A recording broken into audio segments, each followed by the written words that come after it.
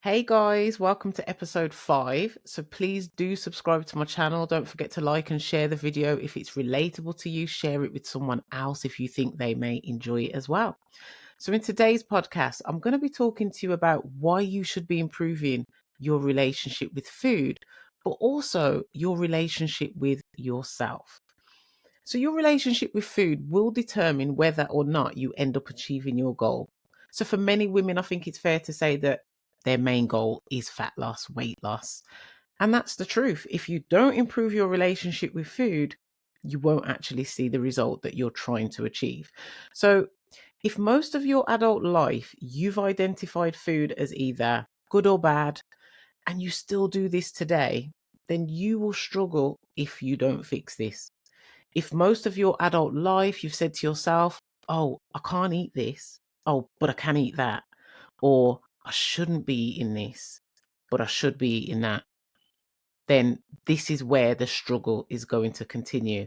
There's this thing about the word diet, it's totally confused people. What is the real meaning of the word diet? Diet basically just means the type of food that you consume on a day-to-day basis, and that will be different to everyone. However, its real meaning's just been taken out of context. It's used now to describe if a person's trying to lose weight. Totally incorrect. If we think about animals, then what is a rabbit's main diet? It's mainly made up of fresh greens and pellets. That's their diet. Does that mean that the rabbit's on weight loss? What about a cow?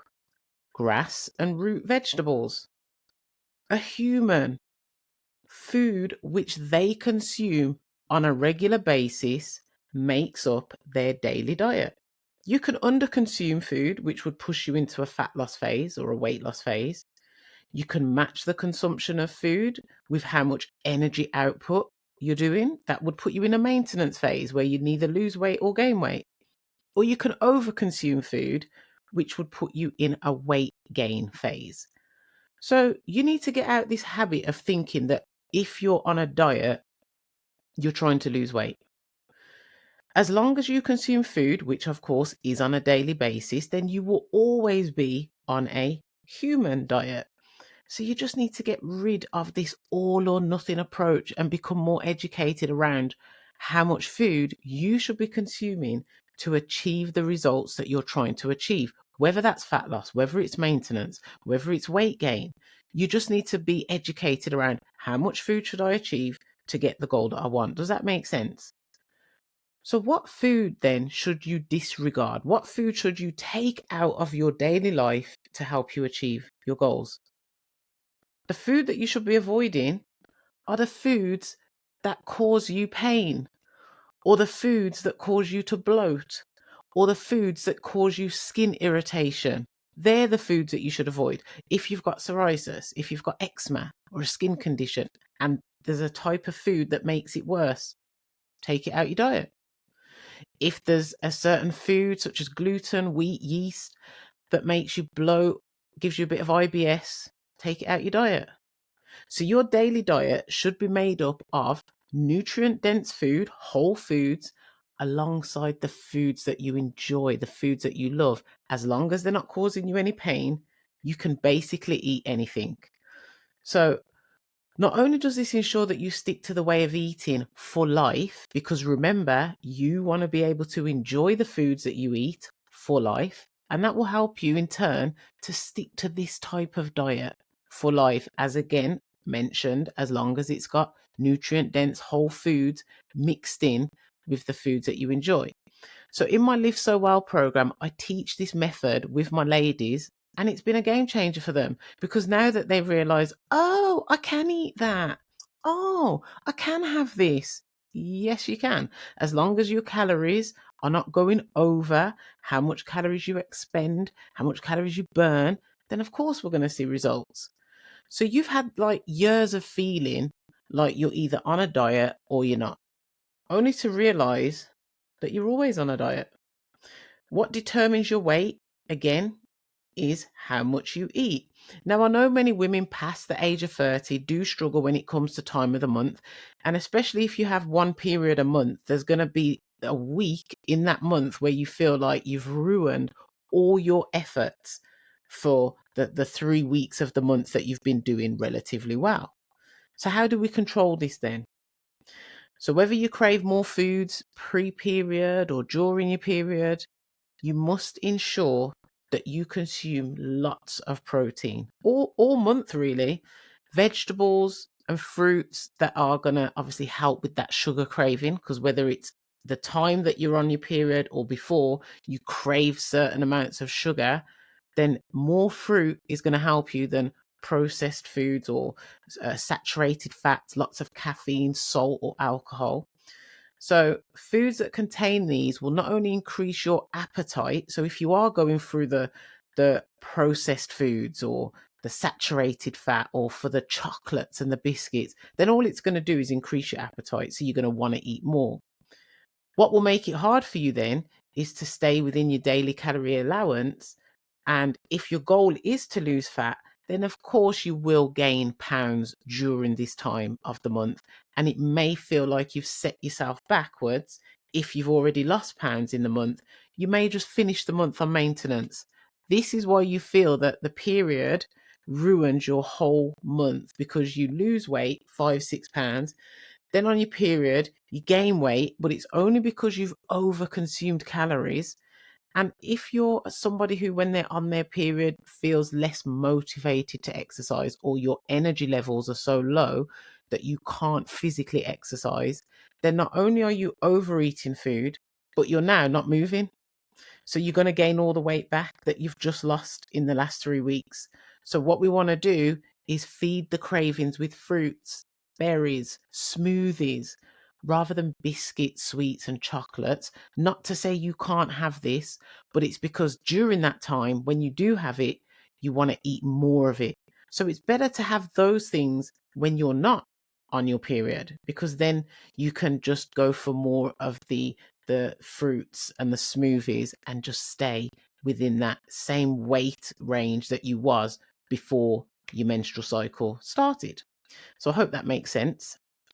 Then we want to think about what happens to you once we hit this, this adulthood age, going into perimenopause, age 35 to 40.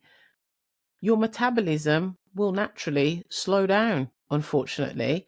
So your body will not respond to food the same way that it did when you was 20, 25. Even if you ate the same, your body will not respond the same way.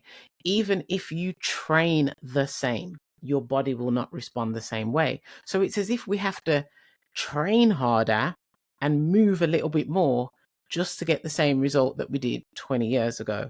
And that's where women tend to store this thing called hormonal belly fat. So if you're somebody who feels that they carry the majority of their weight around their stomach, that's just because the way we're metabolizing food now, it is storing around our abdomen more than it used to.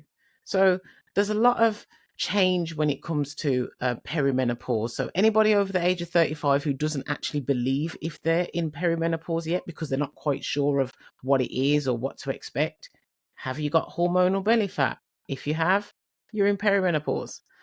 Do you feel less energy or less motivated than you did 10 years ago, but nothing much has changed in your work or your family life, but you just feel less active, or you feel that you don't have the energy? You're in perimenopause. So social pressure, what contributes to this negative self-image then? Family members, friends, your partner, social media. So you may have fat to lose, but does this mean that you should hate the way you look? No. You've got this idea in your head that, oh, this is the way I should be. This is how I should look. And maybe so, but does that mean that you should hate the way that you look? Absolutely not. Why do you hate the way you look? Or why do you feel that you're not happy in yourself? Social media plays a big part. Looking at other women who may be the same age of you, they may actually have more children than you have, and you're thinking, why do they look like that? And I look like this. Your partner, even though they're supportive, may give you little hints as to, oh, you want to watch your weight a little bit now because, you're putting a bit of weight on. Or they may even say, I love you just the way you are, indicating that there was a different way that you looked, but now I'm still happy with the way you look. So all these negative things or these sayings that you hear are having an impact on you, but you shouldn't allow it to, because what happens then? You eat more. Naturally, you will feed what your emotion is feeling. Yeah.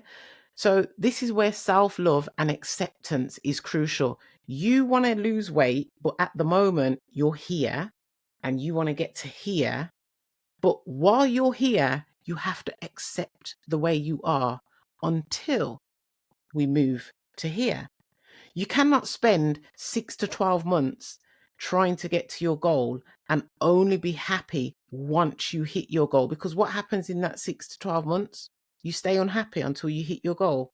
That can't work, because if you're unhappy in life, you're going to eat how you feel. So you're going to emotionally eat all the way till you hit your goal, which means that you will never hit your goal.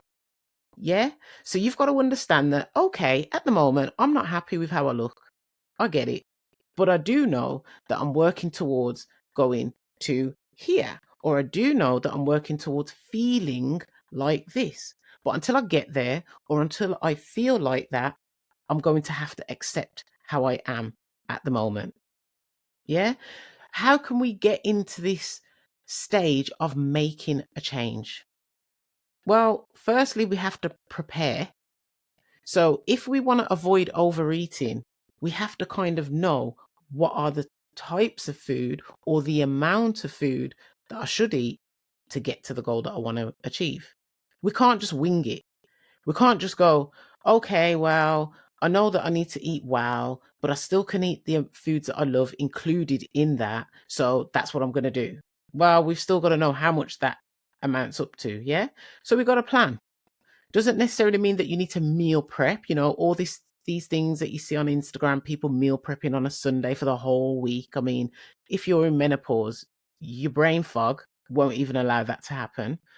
Overwhelm won't even allow that to happen, and neither will anxiety. So get that out your head that you need to plan and prep all your meals from Sunday for the whole week, because in reality, it's not going to work.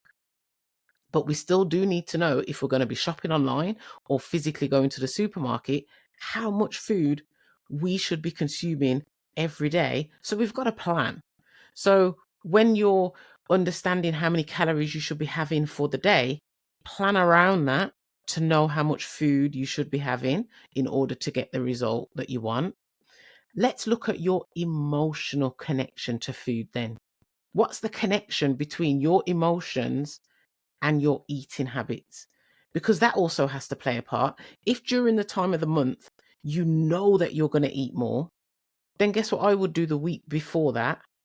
Purposely, I would eat less and calorie save for when I know that I'm going to eat more a few days later. That still means that generally for the month, you've had the amount of calories for the month that you're supposed to be having. This is the beauty of understanding the body and what it should be having. Yeah, because structure gets you to your goal. Winging it does not get you to your goal. Then we need to think about, okay, exercise, what circumstances are, happening in my life that allow me to exercise? Is it going to be this many times a week? Is it going to be for this many minutes every time I exercise? Am I going to take a more holistic approach to exercise? My joints are hurting. My knees have arthritis in them. My back is hurting. So I can't approach exercise the same way as this person. So it's understanding what you can do to be kind to your body that allows you to enjoy the journey. Because if you're somebody who has joint pain and you think that the only way to get a result is to do burpees or HIIT or running on a treadmill, one, you're not going to enjoy it. Two, it's going to create more pain. And three, you're not going to sustain that type of exercise. So guess what? You're going to fall off. So if you're thinking long term, I want to get to this goal and it's going to take me this amount of months to get to it, I have to do something that I can sustain for the whole time. And then I need to learn how I can maintain that going forward so that I don't put all the weight back on, or so that I don't reverse back into a sedentary lifestyle. So we have to think about preparing food in order to make sure that it contains the food that we enjoy alongside nutrient dense food so that we are enjoying our meal plan. Then we need to think about the exercise that we're going to do. How many days a week are we going to do it for? How many minutes when we exercise are we going to do it for? So that this plan is working around you. You're not trying to work around the plan. Okay? So no more endless hours of cardio. Try to focus on weight bearing exercises. So you want to weight train, you want to do resistance work, you want to do mobility so that it's body weight bearing as well. Mindfulness like Pilates, mobility, yoga.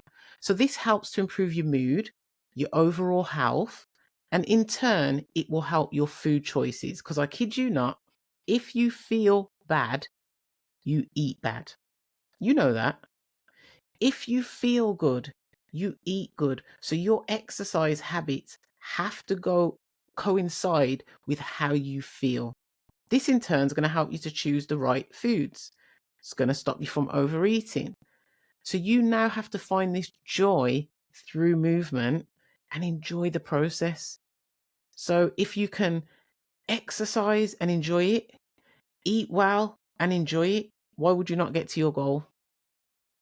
Yeah.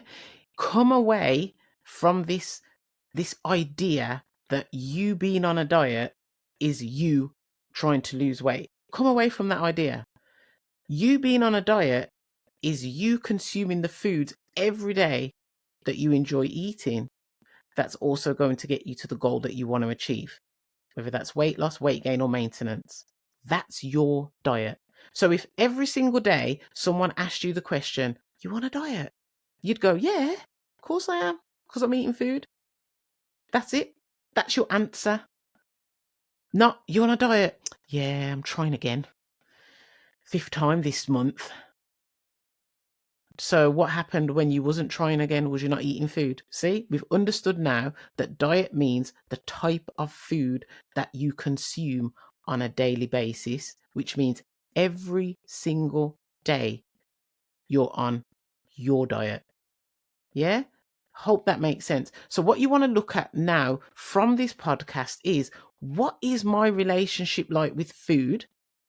What are my emotions around food? How can I incorporate exercise and food to fit my circumstances and goals so that I can enjoy this process long term, as well as stick to it after I've hit my goal, because it's now become my way of eating. All you're going to do when you finally lose the weight is increase the amount of calories that you're eating so that you no longer lose weight and you go into a maintenance phase. That's all you do. There is nothing hard about getting your result. It just requires structure, knowledge, and a coach to teach you that. So thanks for listening, and I'll see you in episode 6, where we'll be talking about how children, or being in menopause with children, can contribute to your erratic emotions. Thanks for listening, guys, and I'll see you in the next one.